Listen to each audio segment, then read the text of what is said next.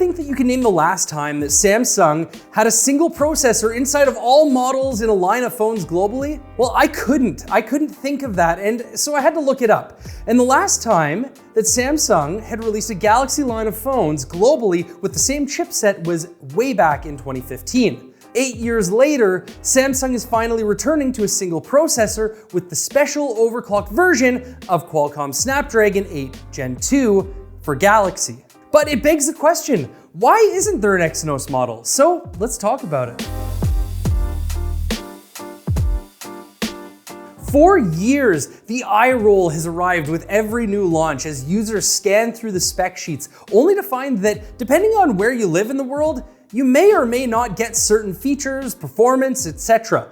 This time though, there is a global parity for S23 buyers, which could be only seen as a good thing.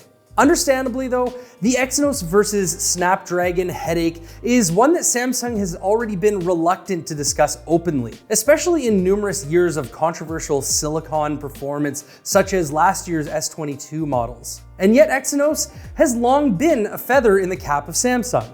Aside from Apple and in the past, Huawei, Samsung is the only smartphone manufacturer producing its own silicon.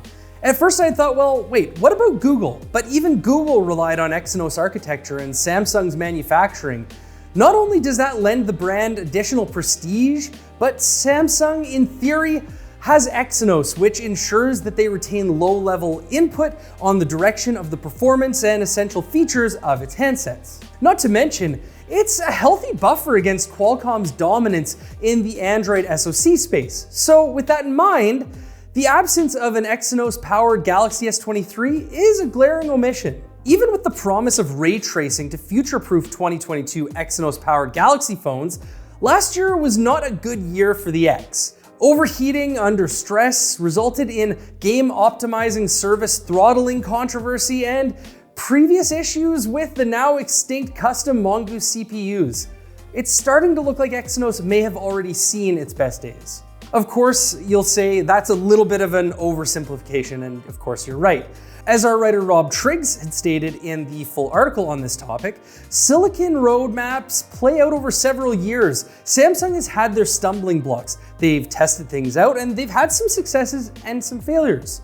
Now, we aren't saying that Qualcomm is immune to these issues either. I mean, just look at the Snapdragon 8 Gen 1, which suffered from similar performance issues thanks to Samsung Foundry's underperforming 4nm manufacturing node. And just to give you guys more context, Samsung Foundry is actually Samsung's semiconductor manufacturer. Well, Qualcomm ditched Samsung Foundry and moved to TSMC's node inside of their revised chip, the Snapdragon 8 Plus Gen 1. The Exynos 2200 was just the latest in a history of troubled Samsung chipsets. Unfortunately, various representatives ducked our questions about specifics on the missing Galaxy S23 chipset. However, according to Samsung in July 2022, they said, "We are reorganizing our system-on-chip SoC business model and are pursuing a plan to strengthen our competitiveness in the mid to long term." As part of this restructuring, Samsung has reportedly formed a processing development team within its core mobile business, bringing the two much closer together, but the fruits of this will take years to appear. In the meantime, Qualcomm previously noted that it struck a deal to power the Galaxy S23 and beyond in a multi-year global agreement.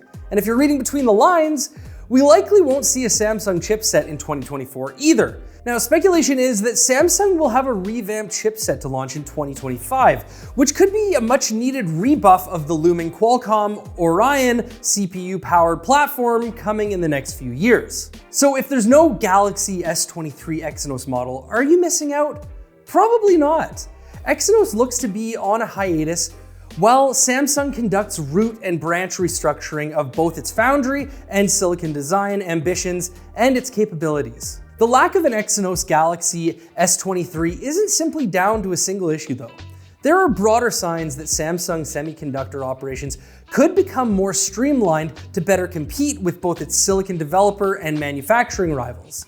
Unfortunately for consumers, those issues have come to a head just as the silicon industry is at a crossroads. The rise of ARM for PC silicon in the form of Qualcomm, Nuvia, and Apple M-series silicon presents Samsung with the opportunity to move beyond powering smartphones and tablets, a window that it will now likely miss. Samsung is trying to reorganize its SoC business right in the middle of the biggest transition in years. Likewise, ray tracing for smartphones is just in its infancy. Based on our early look, Samsung's partnership with AMD for graphics yielded really promising results. And it's a shame now that we won't be able to see what a second generation ray tracing Exynos SoC would be capable of. Of course, Snapdragon for Galaxy is an exciting chip too, and will no doubt provide plenty of performance for this year's flagship handsets and beyond. But that reaffirms the risk that Exynos may simply never reappear after the hiatus, despite Samsung's rumored intention for it to come back with a bang. 8 years after Samsung went exclusive, they're swapping their X for a snappier Dragon. Do you think that this is the end of Exynos, or is there still room for competition? Let us know in the comments down below, and be sure to subscribe for more. I'm Ryan from Authority Media. Be kind, and we'll see you on the next one.